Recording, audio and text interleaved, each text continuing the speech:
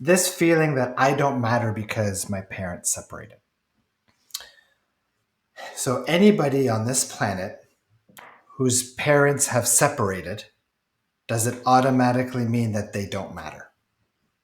No, Of course not. no. You mentioned that you have children or a child or a Yes, son. Yeah. children. And you're separated with your husband, you mentioned Yes, earlier too. yes. So you separating from your husband, does that mean that your child doesn't matter? No, it doesn't. Good. So this belief that I don't matter because my parents separated, does that still make any sense? No, it doesn't. Good. Can you take us?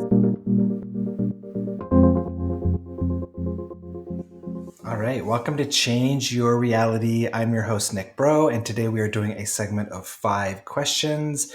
This is where we bring in one of our audience members for a Q&A style conversation based on 5 questions that they have prepared. And today we are talking with Dana in Sweden. How are you today, Dana? I'm very good. Thank you, Nick. Excellent.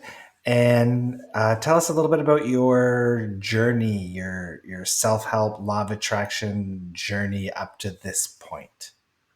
Well, my law of attraction journey started, or my spiritual journey started when I was approximately about 8 years old, and my grandmother passed away. And it was actually my mother that started her self search and answers. And she kind of took me in it. And then it was from there it started. And then when I turned 18, I got Louise L. Hay's book, You Can Change Your Life, as a present, and got to know her philosophy. And I was really impressed about the changes she had made, and from the Amazing. background. And do you remember who got you that book? I think it was my mother's friend, one of her best friends. Amazing. So good. Yeah. And it's interesting how a lot of people get thrown into this spiritual path based on contrast, a big contrasting kick in the butt kind of nudges them in this direction. And you kind of got eased into it, it sounds like. At the beginning, I got eased when I was 18, and then I got like more kicked in the butt when I was 38.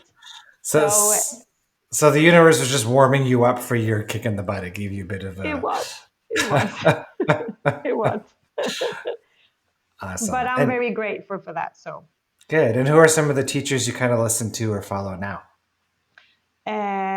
I think it started from there, and then it's like everything else. You start listening, and then I think Louise L. Hay mentions her. I bought an audio tape, and she mentioned Abraham Hicks, and then uh, you started going on YouTube, and I was listening to Wayne Dyer, and then well, you came along a couple of years ago on YouTube. So that I think those are the and I mean reading books. Eckhart Tolle is one of my favorites as well. Awesome. Lots of amazing names. Mm, yeah. So you got some good questions lined up for today? Yes, I do. Yeah, you want to kick Uh, us off with your most exciting question. well, it's actually the first one is from one of Louise Hay's, how from one of her tapes where she like, I was thinking about the whole money thing and thinking about my own blocks, and she says something very interesting, and she says something about what you give from life, what you get from life. If you take from life, life will take from you. And she says that it could be time, or it could be relationships, or other things like that. And I was like, I was trying to analyze myself, and I was like, well, I don't take, I'm very like, after when I started listening, I was like, I'm not going to take even a paper clip from my workplace. I'm really going to be like, what you give out is what you're going to get back. But the thing is, I'm like, I don't think I steal relationships. I'm not, I don't have that kind of thing that I've been through. Um, but I think I have something with time. Okay. And my question is, time is something that's been like a thing for like a family pattern. So how is how like could you explain more about time and this spirituality thing, because I'm like always 5 or 10 minutes late can be, not Okay. today, but normally. And can sometimes leave work a little bit earlier because I'm done, or I think like, oh, I'll do that tomorrow. Is it Yeah. in there I should think, or Well, time is a vibration just like anything else, right? So, when we talk about these concepts, we talk about how, oftentimes it's concepts like not good enoughness or worthiness or abandonment. So, if you've got a lot of negative emotions of not good enoughness, then your physical reality is just going to reflect back that not good enoughness to you, either through a partner that treats you poorly or a boss that's you can never please or those types of circumstances. So those are the types of things that people are more familiar with when we talk about this notion of law of attraction and your reality being a reflection of what you're practicing. Now, when we talk about time or maybe shortage of time or lack of time, mm, it's the same thing. So if you're constantly practicing a perception or a belief that there's not enough time to get everything that I need to have done. So lack, in the same way that lack of finances is a vibration that people practice, lack of time is also a mm. vibration that can be practiced. And that's what I'm practicing. Yeah. It's like, yeah. So are I you always, are you recognizing that right now the voice in your head is, "Oh, I'm not gonna have enough time to finish this. I'm not gonna get there on time," right? or like, yeah, that's the thing. When I get up in the morning, like, give me just 5 more minutes. And I'm like, yeah, if you stay 5 more minutes, you're not going to have time. Then you have to push your son, get all the things. So, yeah, that's me. And what I would do as an exercise to kind of break that habit or counter that Mm, is find little gaps in your day, maybe 5 minute long gaps. And just take those 5 minutes and sit down in a comfy chair or lay down on your bed. And in that 5 minute time, just spend time recognizing, wow, I've got 5 minutes all to myself right now. Look at all of these 5 minutes that I have just for me. There's mm, nothing I need to do. There's nowhere I need to be. There's nothing I need to solve. Right now, I can just allow myself to be fully present in this now moment. And one of the problems with practicing this lack of time vibration is that when we're rushing and trying to get to the next thing and the next thing and the next thing and the next thing and the next thing, then oftentimes we're not fully present in our now moment, right? mm. So that's something to watch out for. And the thing is that that's the other thing. I think that I enjoy when in my workplace, or like I enjoy when things happen. I get really stressed out of being bored, really stressed out. It's like on Sundays, this Sunday that passed, I was so bored, and I was like, Yeah. God. So what that kind of nudges me towards Mm, is the idea of overly active adrenals or adrenal fatigue. So, do you find that you sleep well? Do you wake up rested in the morning or do you feel like you're tired most of the time? I'm tired most of the time. So, what this boredom is, it's Mm, actually a response to what I call like lack of stimulation. And I see it in my kids. I see it in a lot of children and a lot of people where when our mind is used to be stimulated all the time. So if you take something like TikTok, for example, when kids are looking at TikTok, these are like 30-second video clips. You're swiping through clip after clip after clip after clip after clip. That's constant hits, mm, right, to your mind of like, what's the next thing, what's the next thing, so mm, it's like a form of stimulation, right? And yeah. wanting to jump to the next thing and the next thing and the next thing and the next thing and the next thing and the next thing is because you're looking for that, like, that stimulating like burst of like something to engage within your reality. Do you kind of know what I'm talking about there? I know exactly what you're talking about. Yeah. Okay.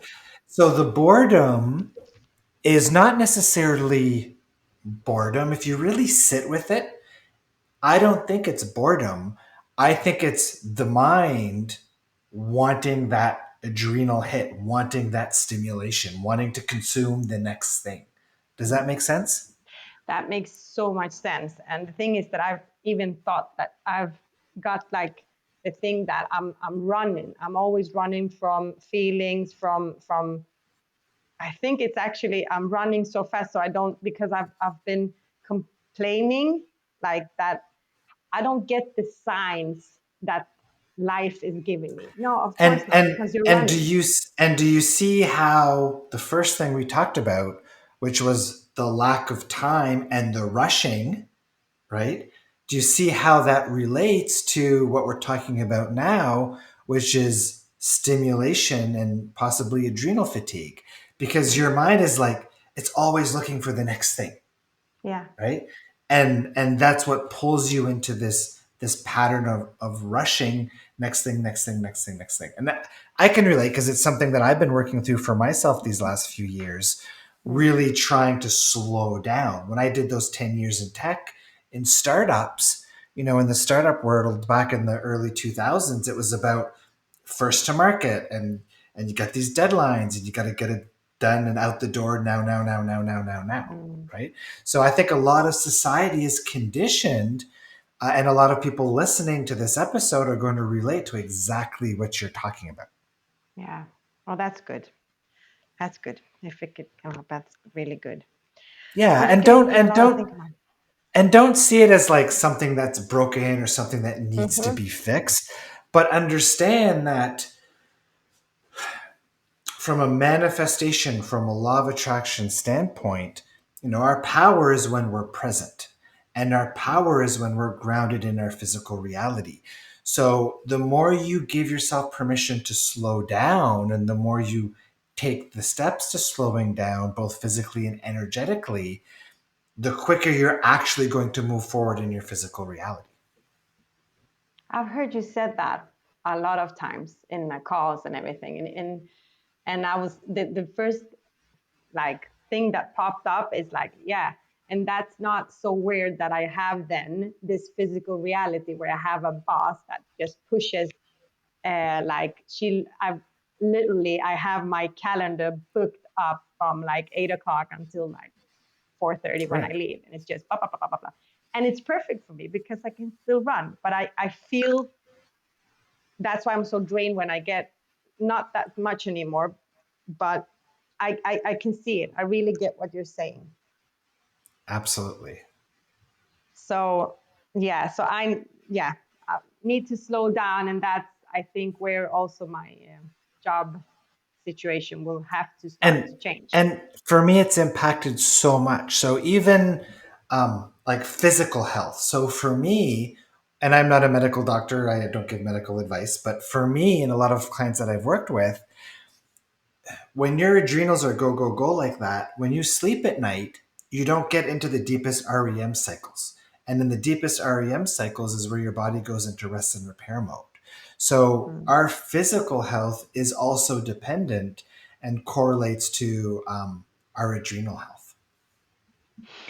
The thing is that from what now talking, I can see the whole family pattern. I can see where I get it from, because in my family and in my work, kind of everywhere where I've worked, I've always been uh, uh, gratified, to say in English, when everything happens. Oh, Dana, you're so quick. Or Dana, you get this done, and you always get stuff done, and and that gives me the adrenaline kick to go on running. Absolutely.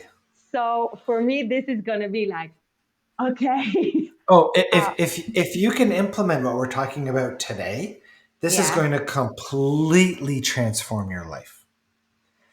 And again, the concept of slowing down, oh sure, easy, slow down, right? mm-hmm. But it's not that simple, right? It's about changing habits and giving ourselves permission to slow down and being in stillness, right? And there's going to be some discomfort there at first because it's a new habit, it's something that you're not used to.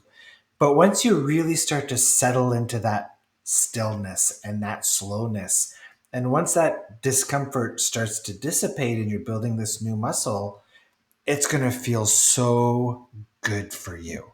You are Mm. going to love just relaxing into that stillness. I can guarantee it.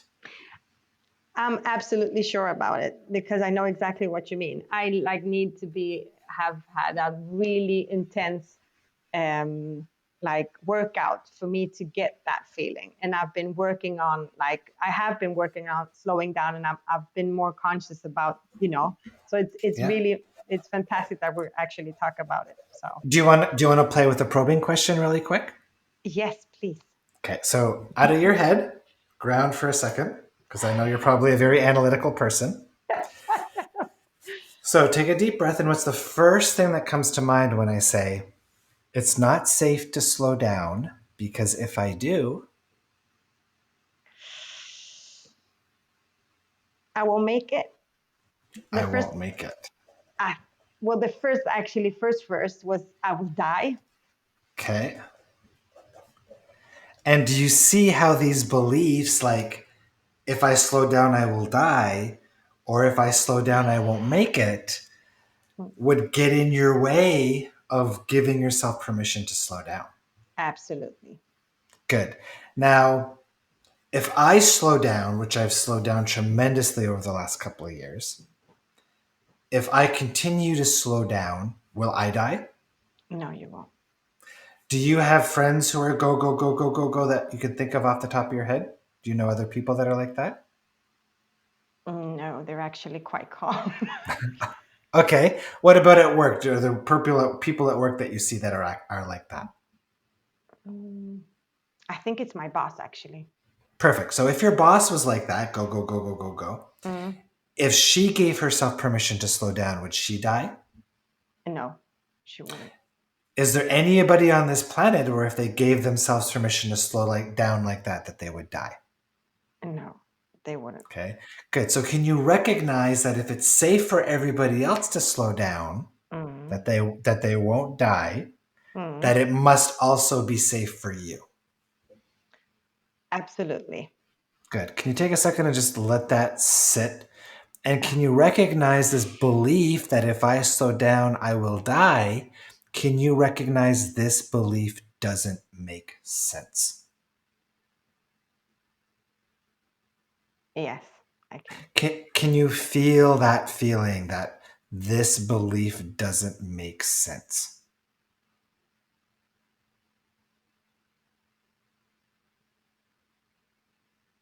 Yeah. And what we're doing here is we're invalidating that perspective so that we take the edge off of that fear so that we clear Hmm. that fear a little bit. Does that fear feel different now? Yes, it Does does. does slowing down feel a little bit easier now? It does. It's more of a if I slow down, I won't make any money, but I'm not Okay. gonna die now. Perfect. Okay. And do you believe that there's people who make lots of money who are working way less hard and way slower than you are? Yes. Would you agree that Actually, there's people who are making massive amounts of money with absolutely even like very little, if any, work at all? probably they are. I don't know them, but yeah, probably. Yeah. Yeah. So if it's possible for them, is it possible for you too? I get that in my head, but not in my body Just yet. because you have not experienced it yet, correct? Yeah. Good. And remember earlier when I said the more you slow down, the faster your reality will go? Yes. The reason for that, how do you like the sentence work smarter, not harder? That's that sounds good. That feels good. That feels good. Perfect. Yeah. So, do you think that somebody who works smarter Mhm. instead of harder would make more money with less effort and more ease than somebody who works harder? Yes, absolutely. Good. So when you slow down, what you are doing is you're actually shifting out of harder mode and into smarter mode. Because when we slow down, we open up our energy field when we relax. When we slow down, we calm down our nervous system. We're able to hear the intuitive nudges, the guidance from infinite intelligence, from our inner beings, from source. What do you think is more powerful? One divinely guided idea from infinite intelligence towards your goal of money, Mhm. or working 1,000 hours?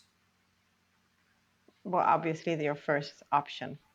Perfect. So the question you want to ask yourself is, which of those two paths do I want to take? Mm. Now, the path of effort is the dominant path because that's what we're taught by society, Yeah. right? That's what's ingrained in us from birth.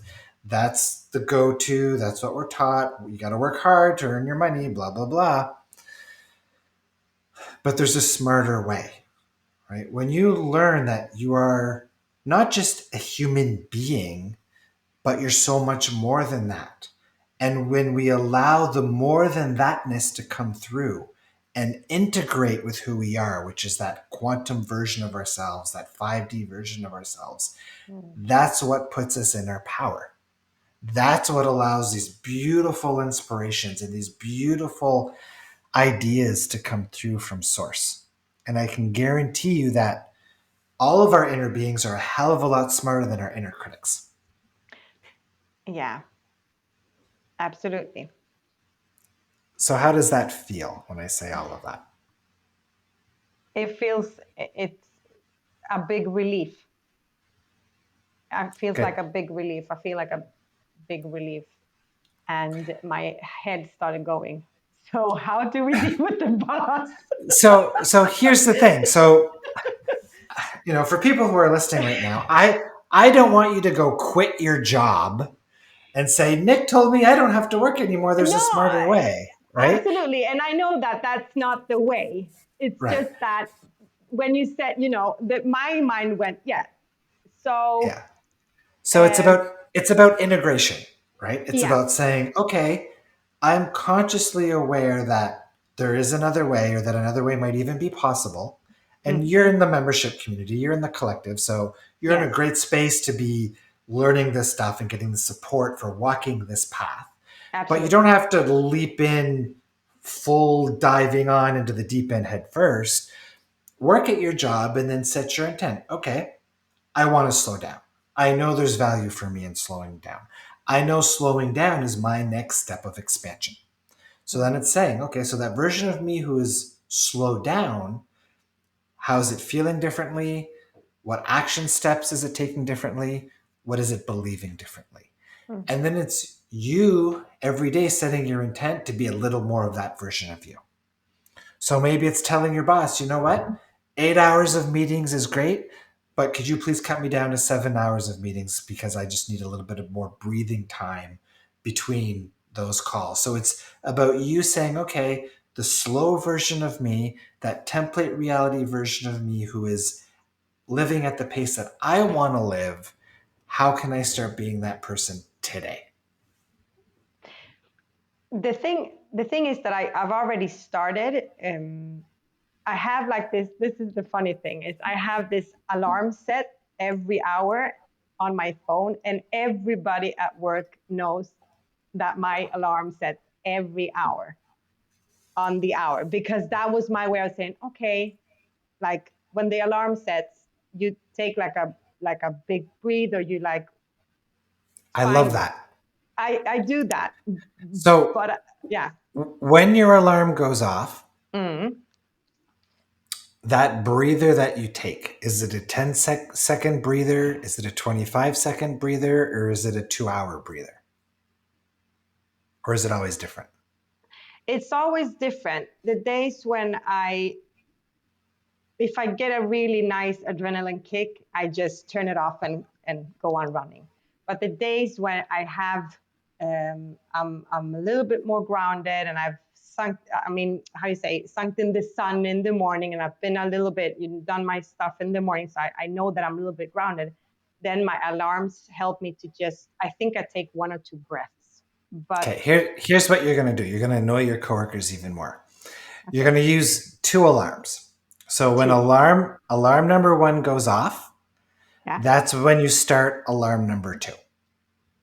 Alarm number two is, let's say, a 5 minute timer. If you can do 5 minutes, yeah, if you can't do 5 minutes, do 2 minutes. So I can. start with 5 minutes. So every hour when that alarm goes off, or every 2 hours, whatever you pick, you turn that alarm off. You turn your 5 minute timer on, and you just sit in stillness for 5 minutes. And in those 5 minutes, practice being grounded, practice being present, practice just being in your now outside of your mind. And it Yeah. doesn't have to look the same way every time. So sometimes you could just sit back in your chair and just spend 5 minutes feeling your back against the back of your chair and your feet on the floor and your butt in the butt of your chair. Other times you could meditate for those 5 minutes. Other times you could just walk around your office building for 5 minutes. But again, what you're doing isn't important, but you want to make sure the energy behind what you're doing is about presence in your now reality. Mm-hmm. And on my YouTube channel, there's a meditation or an audio clip. It's an Abraham Hicks mashup called Just Be. And I think that's a 7 minute audio. Mm-hmm. And if I you know need it. to, you could use that too. Because the statement that it's using in that audio is there's nothing you need to do, there's nothing you need to get done, there's nowheres that you need to be. Your only job in this moment is to just be. And that's Mm-hmm. what you want to practice. Is that the one that starts with just relax? Because I think I've heard that one. I think I fall to, fell asleep to that one last night actually It because I was all tense. It might be, and because you're in the Yeah, membership, and then because you're in the membership community, you have access to all those activation yeah, audios too. So there's one there for relief, there's one there for money. There's a bunch of different ones, and using those might be a good idea as well. But yeah. again, your main focus in those 5 minute segments is Mm, to slow down and just be. And once those 5 minutes no longer feel uncomfortable for you, once it feels like it's getting easy, then mm-hmm. see if you can bump it up a little bit, maybe to 7 minutes and a half or maybe to 10 minutes. Perfect. Thank you. I love that exercise for you. Thank you. Yeah. Awesome. This is a great conversation. Good. Thank Next you. next topic, or any other questions off the top of your head? Um,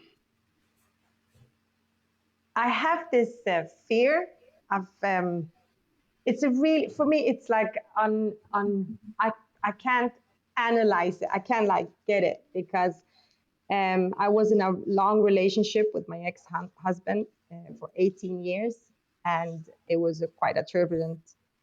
I'm half Spanish, so and half Polish, and he's Spanish, so it was a lot of drama.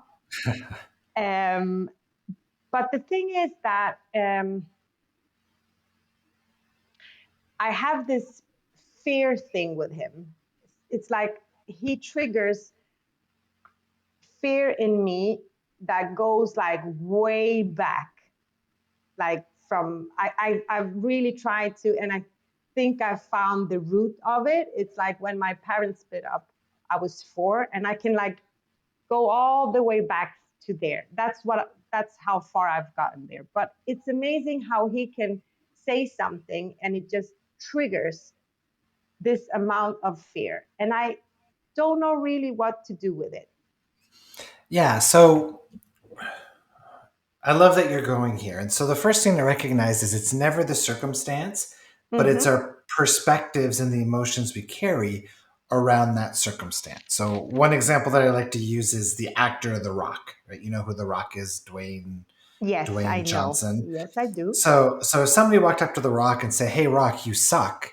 Well, he wouldn't be very emotionally triggered because he's probably a big confident guy, right? But if you go up to somebody who has a very low self worth and very low confidence and say the exact same thing, you suck, then that's just going to pull that person down and that's really going to impact them, right?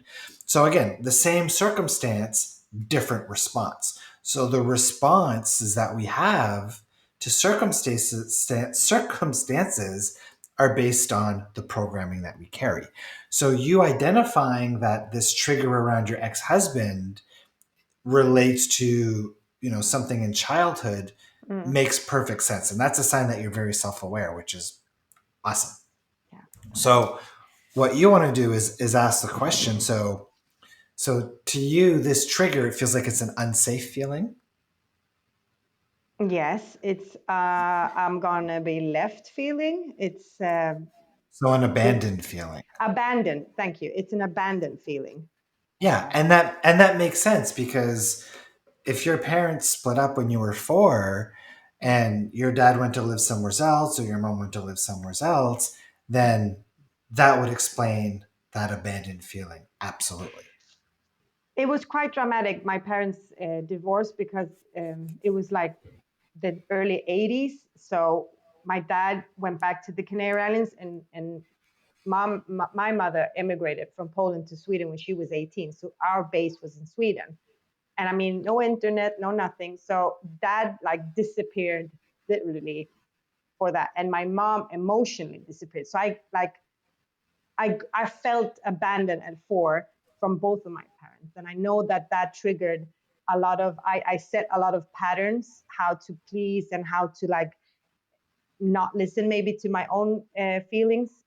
And, so I'm quite aware, but it's still like, come on, I've worked on myself so much. That's I've okay. been So and just, and and and you're familiar with the belief tree process, so you understand that yeah, that emotion that's there, the only reason it's still anchored in place within you is because there's an underlying perspective that still is active within you that makes it stay in place, right? We yeah. can.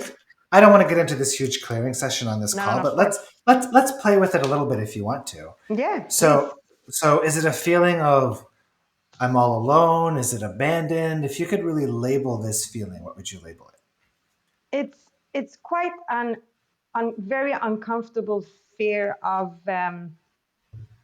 like if you get spooked, you have this feeling that you get like somebody uh, like uh, yeah, spooks you. So I don't know if that's the word. So Like a surprised feeling, like a surprise feeling, but in a negative way. like a caught off guard feeling. Yes, Okay. And 0 to 10, how strong is that feeling? it's an 8.5, 9. Okay, we'll give it a 9. Can you tell where Yeah, it sits in? Can you tell where it sits in your body?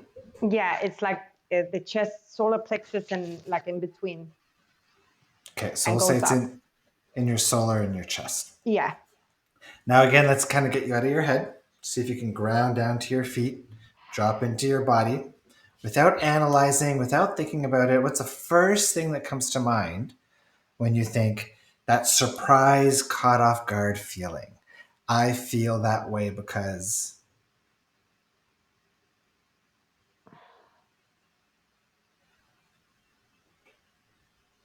Everything changed in a second. okay, everything changed in a second. Okay. And the fact that it all changed in a second, how does that make you feel? Uh, apart from scared, it's like it doesn't make any sense to me. Okay. And the fact that it doesn't make any sense to you, how does that make you feel?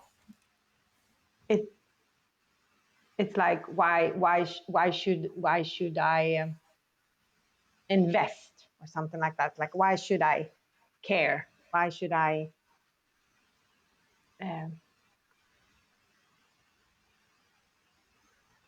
So yeah, like things don't matter or I don't yeah. matter. Like I don't matter. Things don't matter. It doesn't matter whatever happens. It's like it doesn't matter. That's the thing, and I don't Okay. matter absolutely. So I don't matter. Yes. Okay. And I feel that way because I feel that way because my parents separated. perfect. Okay. Awesome. So now we're getting somewhere.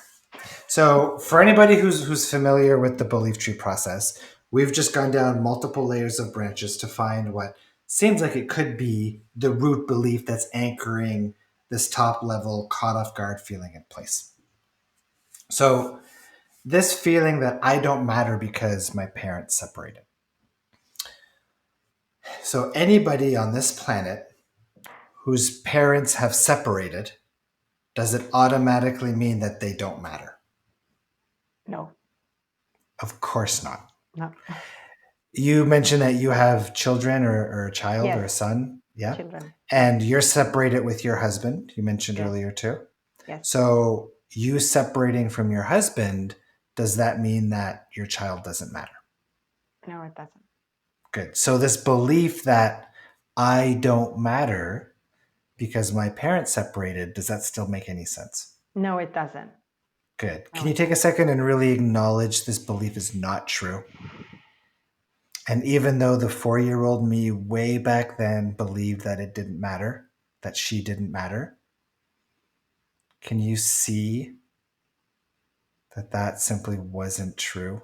Even though Yeah. that's the perspective that she took on, even though that's how she felt. Can you take a second and picture that 4 year old version of you in front of her Yes. and show her that yes, that she does matter and did matter and give her a hug? Yeah. Can you show her how your mom was in your life the way that she was supporting you? Can you say that again? Can you show that 4 year old you Yeah. how supportive your mom has been for you in your life, even after the separation? Yeah. And can you let that 4 year old you know, as she's being hugged by the future version of you, of herself, Hmm. how much she really does matter?